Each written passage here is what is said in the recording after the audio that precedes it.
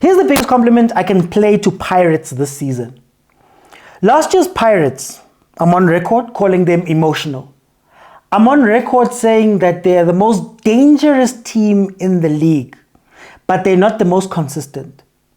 You see, last season, when Pirates is playing this type of game, it's at old Peter Mokaba Stadium, the grass is not right, it doesn't feel like a big occasion, you're playing against a team that maybe you overlook. Last season, these are the games where Pirates gave up points. Think about Cape Town Spurs. Same position, they were last, they had no wins, Pirates gave them their first win, and what was funny is that Pirates didn't play badly, they weren't reckless, the other team wasn't playing out their skins, but they'd find themselves losing those games. And you'd wonder why.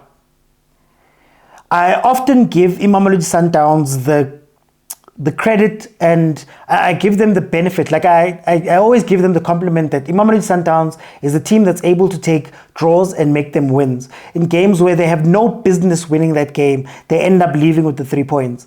And that was the big difference between Pirates and Sundowns last season. Up to this point in the league, Pirates is showing some incredible mentality. Guys, Pirates in this game, there was a lot of things that weren't working. The defense was a little bit weak. The midfield link up and the midfield cover did not come. Makaula was still doing the thing where he arrives late. So Van Rooyen is gone. There's an attack. He arrives late. He gets a yellow card. I think he's done that twice this season. Abo Sbisi was struggling with Umakubu. Magesi hit the post twice. They won a penalty. The play of Pirates in terms of progressing the ball. I always say, if you have Makgopa on the pitch, play Makgopa to his strengths. Bafana does this thing, and I thought this is what Jose was looking for. Bafana does this thing where there was a time where Usitole and Mokwena were showing that they're not progressive midfielders. They're not people who can progress the ball. They're people who get the ball and play it back. And Hugo Bruce needed a way to get the ball from defense to attack very quickly. So he needed the ball to get to Percy and Zwane somehow. So he fixed this by bringing in Makgopa, who doesn't score that many goals for Bafana. But what he allows you to do is to play that one direct ball. And it's either he wins the first ball, either flicks it on or puts it down for the attacking players, or he creates chaos. The ball comes in, the defenders are chasing him, Percy's got the ball, they score, or Zwane's got the ball, now they're in an attacking area. Now Abu Morena can run in as well, and it becomes almost a 5-man attack through getting that ball directly in because you can't play it up. That's what Makgopa does well. But in the system, he doesn't know what to do. Guys, I've been nominated at the TikTok Awards Sub-Saharan Africa in the Sports Creator of the Year category. Not bad for a guy who does all of his work from my dining room behind the couch. What also makes this cool is that I primarily cover the PSL. So to everybody who said local football won't get you anywhere, this is where we are now. But these awards need votes to be won. So I need you to go to the link in my profile. Don't worry, it's going to be anywhere you're watching this. If you go to the profile, you will find this link. Click on the Sports Creator of the Year, and then click on the Vote Now button next to my picture. That's how you cast a vote. You can vote for me once every single day up until this date and time, the 31st of December at 1 minute to 12. Remember, this is the Sub-Saharan Africa Awards. So it's a chance for me to put a star on my logo, man. Because, well, hi. So my overthinkers, please ask everybody to vote. Everyone who you can, because this is a chance for us to really state that South African football is something really important and can be taken seriously. Help me out. There's two ways to play Makgopa. The way I just described now that Bruce plays him, but then there's also a specific ball that's played between the goalkeeper and the defenders. when everybody's rushing in. You played into that gap and he taps those in every single day. But I don't know if Nkota has that skill in his bag, and I don't know if Mfukeng has that skill in his bag either. So they end up getting in each other's way, and then you find Mahupa running on the wing and chasing balls, and now you don't have somebody who's central when you are attacking. Mfukeng, when he comes to the 10, sometimes he gets swallowed by the game. Nkota at times gets overran by Van Rooyen, and he doesn't quite know how to adjust to that thing. So all in all, this wasn't a classic performance. The midfield of the Pirates doesn't have a leader. They don't have somebody who wants to get the ball, whether it be from a Tim type situation or whether it be from like a Tito type situation. They don't have players that avail themselves to want to build up that ball. Umbata doesn't seem like he wants to do that. And they made the subs. Tito came in and he wasn't quite up to the rhythm, even though he did show that, no man, I'm Tito. He had some places where he was playing. Abo Gilberto came in and he had some flashes, but he's not quite there. So with everything I'm saying, you would have thought the Pirates would have won this game. Would have lost this game. You would have thought that Magesi, with the way that they played, was great. No. But Magesi found a way, especially in the second half after the red card, to hold the Pirates, to close up those spaces. Don't allow people to run past you or behind you or do those things. In fact, it's part of the reason why the goal was scored, because they were so sucked in at that time that Mfukeng got a chance one-on-one, beat his man and scored. Brilliant goal. Brilliant goal. Needed. Magesi, I believe, hit the post twice. They missed the penalty. Magesi did everything they were meant to do in that game. Everything they were meant to do.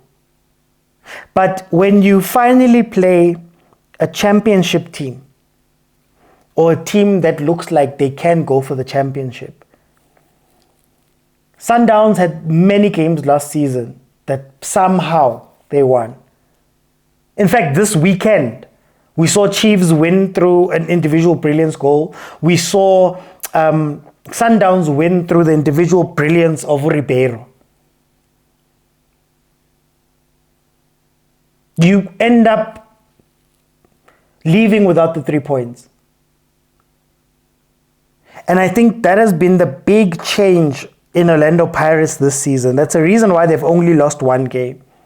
It's the reason why they've only conceded 4 goals.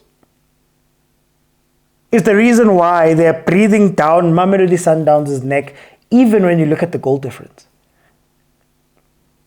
Something changed up here, and you have to give them credit. I gave Mamelodi Sundowns the benefit of the doubt, the credit yesterday about pulling out a win. This is what Orlando Pirates has done very well. And if they can balance grinding out results as they've done this season so far, grinding out results, and they can balance that danger, you punish them. How something's opening there and you punish them. But also when things are not going as right as they should, you still find a way. That's going to be incredible for Pirates. The fact that, in as much as we speak about the depth of the Pirates, the fact that you could have a Tito coming in from the bench to bring a different dimension. You could have Radio Pani, who's still catching up, but he's still catching up, but he'll get there. And you can 2-3 players switch how a game is being played. I think that's going to be incredible. I don't want to speak too much about later on or if Pirates can win the league, but up to this point, they've looked like a very strong team, and you have to give them credit for the season that they've had up to this point. Magesi, maybe missing Chirambadare, maybe missing I'm forgetting his name, the boy, the midfield guy, Abrams. Maybe that hurt them a little bit. But now, they're going to have to start realizing that they're at the bottom of the log. You need to take your chances. You need to take your chances. You need to finish. When you're looking at Pirates when you're looking at Stellenbosch, when you're looking at Polokwane City, you need to take your chances or else you're going to be relegated. 6 points from 10 games. 6 points from a possible 30. You don't want to become like a Cape Town Spurs. So they need to learn to finish now, and maybe bringing in Urabatol or Ntakama is going to change their fortunes. We don't know. But there is something there. There's definitely something in that team. They just need to work on their consistency, their finishing. Wandaboy Makubu has incredible movement in the box. He's a great striker in terms of his movement. But finishing, last goal he scored, I believe, was the 6th of November. If they're not careful, it's very easy to drop down. But anyway, well done to Orlando Pirates. Another 3 points. Incredible season. 10 games played, 9 wins, 1 loss. They've scored 22 goals, if I'm not mistaken. They've scored 22 goals. They've conceded 4. Incredible turnaround by Jose Rivero. And I pray that they can keep it up, because our football needs teams that can do this, and need teams that can go up against double Sundowns. But anyway, guys, I'll see you on the next one. Happy New Year. Thank you so much for the support and the love and the comments and the donations and everything that you guys have given me this year. It hasn't been an easy year. Things have changed and altered and all of that, but I'm so glad that you guys were here with me, and I'm so glad that you guys, supported and keep supporting. So please carry on. I promise next year we're going to do even more. It's going to be bigger, better, everything I can do to make sure that I keep delivering for you guys. Thank you so much for the support.